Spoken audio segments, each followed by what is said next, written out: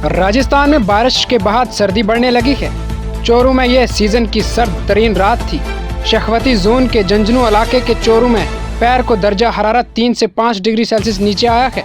महकमा मौसमियात के मुताबिक आइंदा चंद रोज में सुबह और शाम के औकात में सर्दी मजीद बढ़ेगी। साबक सीएम वसुंधरा राजे 23 से 26 नवंबर तक हेलीकॉप्टर के जरिए मेवाड़ में देव दर्शन करेंगी। इस दौरे के जरिए वो अपने मुखालफिन को सियासी मैदान दिखाना चाहती हैं। मेवाड़ के सरजमीन से राज्य अगले असेंबली इंतखाबात में सियासी असर व रसूख और ताकत दिखाने की कोशिश कर रहे हैं। नवालगढ़ के एमएलए डॉक्टर राजकुमार शर्मा को वजीर आला का मशीर बनाया गया है। तकरारी पर वजीर आला अशोक गहलोत से इजहार तशक्कुर करते हुए उन्होंने कहा कि मुझे एक बड़ी जिम्मेदारी सौंपी गई है।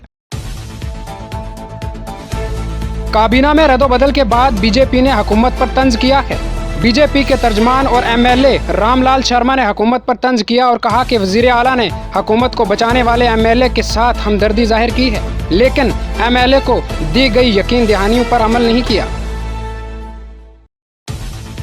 राजस्थान बेरोजगारी यूनियन फेडरेशन के बैनर तले 21 निकाती मुतालबात को लेकर गुज़श्ता 40 दिनों से यादगार शहीद पर महापड़ाव जारी है। फेडरेशन के सदर अपेन यादव की क़यादत में 40 रोज महापड़ाव के दौरान बेरोजगारों ने मुख्तलिफ तरीकों से हुकूमत तक अपनी मांग पहुँचाने की कोशिश की है।